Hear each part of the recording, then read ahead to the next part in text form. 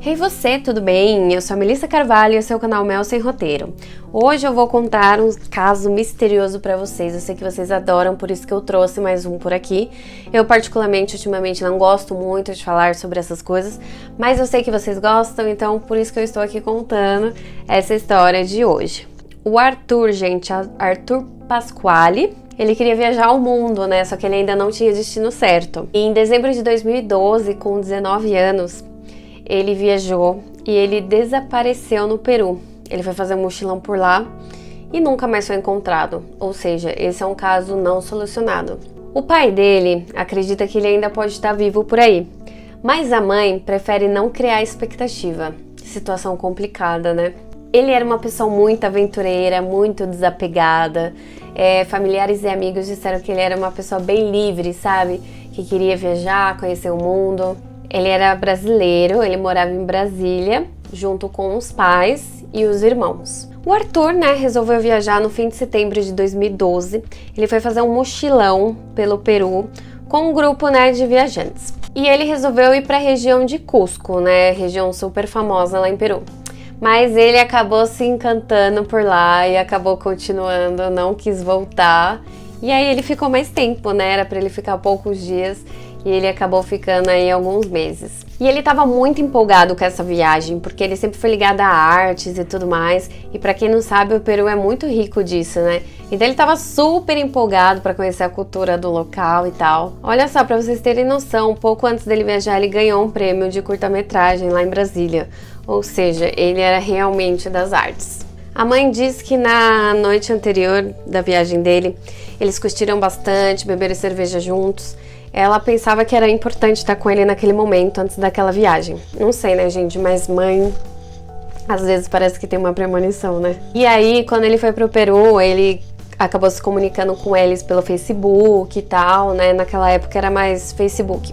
Ele tinha celular, mas ele não gostava, ou seja, ele era realmente desapegado, Ele chegou a comprar chip lá, mas enfim, a comunicação deles era via Facebook mesmo. E aí, ele tinha ido em setembro, quando foi novembro, ele mandou uma mensagem para os pais falando que o grupo que ele estava junto, eles estavam indo embora, voltando pro Brasil. Só que ele não foi, gente, ele se encantou tanto por lá que ele falou, não, eu quero ficar pelo menos mais 6 meses. Então o grupo foi embora e ele ficou. E ele estava planejando no ano seguinte ir para Bolívia também. E o trabalho dele, para quem tá curioso, ele trabalhava em hostel, em troca de alimentação e comida, e ele também trampava num bar. Então ele conseguia se sustentar e sustentar suas viagens. E aí, quando foi, no início de dezembro, ele acabou se mudando, para Águas Calientes, que é em Cusco, e é perto de Machu Picchu. Então, uma ótima localização ali, Ele foi para essa cidade junto com outros 2 brasileiros, porque eles ficaram sabendo que tinha vaga nesse hostel, que estavam precisando de gente para trabalhar lá. Então, por isso que ele acabou indo para lá. Era uma oportunidade de trabalho também. E aí, gente, o que aconteceu, Depois de alguns dias que ele chegou nessa cidade, ele acabou mandando mensagem para os pais dele. Legal que ele tinha essa intimidade com os pais. Ele acabou falando que bebeu demais na noite passada, que deu show e que o chefe não queria mais ele por lá, ou seja, ele bebeu, encheu a cara no trabalho dele. E aí a mãe ficou preocupada, porque falou, poxa, trabalho novo e ele já bebendo e tal, complicado, E aí a mãe falou, tudo bem, filho, mas onde você tá e tal, tá tudo bem. E ele tinha informado antes, que ele ia pra natureza sem destino. Então, não dava pra saber exatamente onde ele estava naquele momento. E aí a família ficou toda preocupada e tal. E, gente, ele apareceu uma semana depois mandando mensagem. Bem roots, Era mais ou menos dia 21 de dezembro, foi o último contato que eles tiveram com o Arthur. Ou seja, ele falou que saiu pela natureza sem destino, uma semana depois disse que estava nos arredores de Santa Teresa e depois simplesmente sumiu, não mandou mais mensagem, não apareceu mais. E aí eles começaram a ficar preocupados e no Natal, eles estavam esperando mensagem e nada dele aparecer, nada dele aparecer. O único contato que eles tinham era desse hostel em Águas Calientes. E aí, eles ligaram pra lá perguntando do filho, e simplesmente disseram, ele está bem. Mas assim, ele não tava no hostel. Como é que eles poderiam afirmar que ele está bem, sendo que ele nem estava lá? Será que o pessoal do hostel sabia de alguma coisa? Gente, olha que bizarro, no dia 28 de dezembro, o pai teve um sonho com ele. Ele sonhou que a esposa dele segurava, né, o Arthur no colo e o Arthur estava sem a cabeça. E aí ela segurava a cabeça dele em outra mão, a cabeça estava fora do corpo, e aí ele falava que, pai, tô vivo, mas preciso de ajuda. Cara, que forte, né? Imagina, acho que ele se comunicou com o pai de alguma forma pelo sonho. O que aconteceu? A família acabou ligando para um hostel lá em Santa Teresa, e esse hostel confirmou o desaparecimento de um brasileiro, só que eles não tinham mais informações. Os pais ficaram desesperados, acabaram procurando as autoridades brasileiras e peruanas para saber mais, né, do paradeiro do filho, porque imagina, ninguém falou nada, como é que iam ajudar eles? E aí, né, ninguém ajudando, os pais foram lá, 31 de dezembro, véspera de ano novo, foi procurar o filho no Peru e descobriu que o brasileiro desaparecido era o Arthur. Eles chegaram em Santa Teresa e estavam procurando por respostas, chegaram a perguntar pra polícia, aí nos hostels e tudo mais, e aí a polícia começou a busca por ele. Mas assim, ninguém falava nada, ninguém sabia nada, a imprensa acabou divulgando o caso dele para dar mais repercussão, né? E aí as autoridades brasileiras e peruanas começaram a investigar, mas os pais resolveram fazer uma investigação à parte, que eu acho super válido, né? E aí, gente, vocês não sabem o que eles descobriram? Que em Santa Teresa tem muito narcotráfico e as pessoas têm medo de relatarem as coisas, ou seja, aí tinha coisa escondida. Eles descobriram que a área era super perigosa, que tinha muito tráfico de drogas, cocaína e tudo mais, então era bem pesado. Infelizmente, provável que possa ter acontecido algo relacionado a isso com o Arthur. E assim, os pais estavam muito preocupados e parentes e amigos fizeram uma vaquinha nas redes sociais para ajudar eles a continuarem as buscas. E infelizmente eles foram ameaçados de morte por várias pessoas lá em Santa Teresa, porque eles estavam, né, investigando, descobrindo as coisas, então eles ainda correram risco de morte, olha isso. E assim, eles receberam várias informações de pessoas que queriam ajudar e tal, que davam dicas de onde o Arthur possa estar, até que entrou em contato uma mulher falando que sabia onde o Arthur estava, que queria ajudar eles. E gente, quando eles foram no local combinado com a mulher, ela estava morta. Ela estava morta, o corpo dela estava estirado ali na floresta. E ela estava sem as mãos. Gente, e eles viveram um inferno, né, nessas investigações, os traficantes ameaçando eles direto. E a galera disse que eles só não morreram porque estava sendo noticiado, né, o desaparecimento do Arthur na TV. Caso contrário, eles não estariam vivos para contar essa história. E assim, eles ficaram cerca de 4 meses lá, gente, investigando e nada.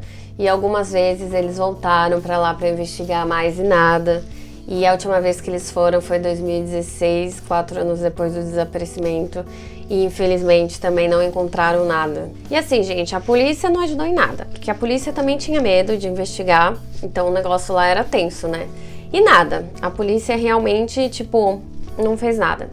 E pela insistência dos pais, a polícia apurou como crime e não só um desaparecimento. Menos mal, né? Já é alguma coisa, porque realmente foi um crime. E assim, os pais fizeram várias denúncias, eles falaram que o cara do bar era suspeito, né, porque o Arthur começou a trabalhar lá e ele bebeu demais e o chefe tava puto, então ele poderia ser um suspeito e tal. E aí descobriram que tinha umas pessoas ligadas a esse homem, a esse chefe, que poderiam ser os responsáveis. Infelizmente a polícia não descobriu nada, não fizeram nada, ficou tudo no achismo, ninguém foi preso e ficou por isso mesmo. E assim, pra Suzana, que é a mãe dele, o filho tá morto.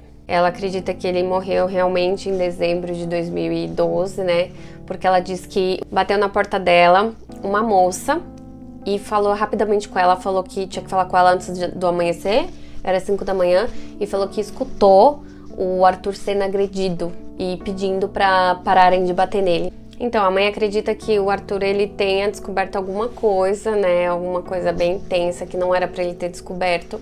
Essa moça que bateu no albergue dela às 5 da manhã, disse que os gritos vinham da casa do dono do bar, né? Ou seja, acho que o dono do bar tem alguma coisa a ver aí. A polícia até chegou a investigar lá e tal, a casa dele. Chegou a ver umas marcas de sangue, gente. E assim, eles analisaram esse sangue, mas a perícia deu que não era do Arthur esse sangue.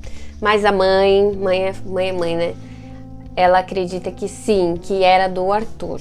Já o pai tem a esperança que ele ainda tá vivo, porque nessas voltas do pai ao Peru, ele encontrou várias pessoas que disseram que encontraram um rapaz com as mesmas características, que ele estava vivo e tudo mais. Então o pai se apega nessa esperança que talvez realmente seja ele, né? Essa pessoa que eles viram. E a mãe já prefere acreditar que não, que o filho já não está mais entre nós. Então, gente, em meados de 2015 disseram uma história muito louca pro pai. Falaram que o filho estava numa aldeia indígena sendo escravizado para ser tradutor porque ele sabia inglês e espanhol. Imagina a situação. Disseram para ele que o filho foi vendido por 100 mil reais. Enfim, ele chegou a ir lá procurar e tal, se informar, mas ele não tinha dinheiro para continuar as investigações por conta própria. E ele ficou meio receoso, então ele acabou não encontrando nada, mas imagina a situação, se for verdade. Em 2017, as autoridades peruanas resolveram parar a investigação e dado como um caso, assim, digamos que encerrado, porque realmente foram 5 anos procurando e nada do Arthur. E, gente, até o momento, nenhuma informação dele, infelizmente, é um caso não solucionado. Os pais que ficaram mais de 25 anos casados já faz 2 anos que eles estão separados e a dor ainda é a mesma. A mãe posta nas redes sociais sobre o filho, o sofrimento que ela tem, o pai também, infelizmente, nada ainda. Então eu não sei o que aconteceu, ninguém sabe. O que vocês acham que aconteceu? Vocês acham que ele tá vivo, que ele tá sendo escravizado ou que ele já faleceu? Qual a opinião de vocês? E se vocês tiverem mais informações sobre o caso, pode deixar nos comentários também, tá bom? Eu agradeço muito. E também me deem dicas de caso, tá? Que eu só conto casos, mistérios de viagem, que envolvam viagem, tá bom? E se você for fazer uma trilha, tome muito cuidado, não se aventure por aí, a gente não sabe o que tem nos lugares. Sempre tenha guias perto de você, amigos, familiares e tudo mais.